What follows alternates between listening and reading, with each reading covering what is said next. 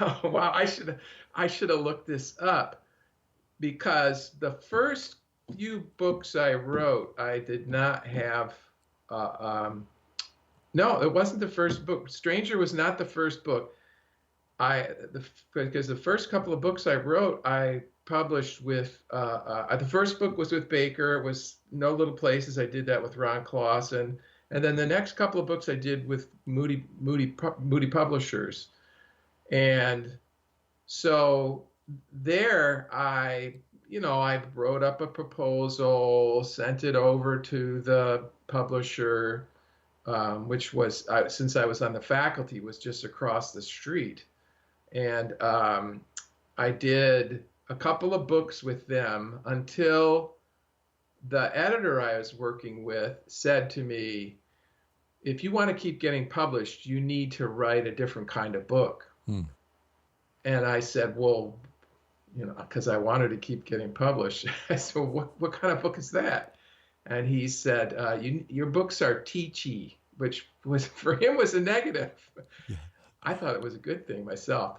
And he said, people really like stories, so you need to write like a narrative. Is there any way that you can cast this, what you're trying to talk about, in story form? And so that's when I wrote Stranger in the House of God.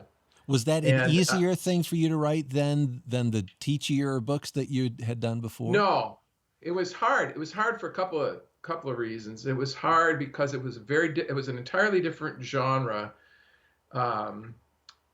which I had never experimented with before. I've since done a lot of it, especially I think on my blog, but and it was hard because in order to write the book, I had to excavate my life. I had to kind of dig up all the bones and call forth all of the ghosts. Yes. And the pain, there's a lot of pain in there, and spiritual searching, and I think, as I recall, death was, you were really scared to die. Yes, I was. Yeah, I used to lay awake at night and worry about it and not want to go to sleep.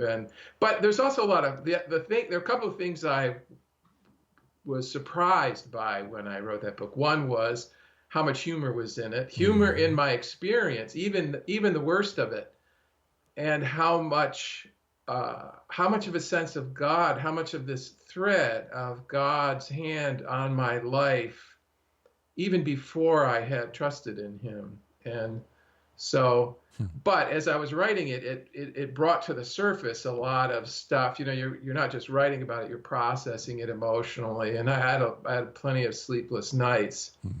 And then also, when I sent it to the editor, who had said, no, this is the kind of book that you if you want to keep getting published, you need to write. Then they rejected it.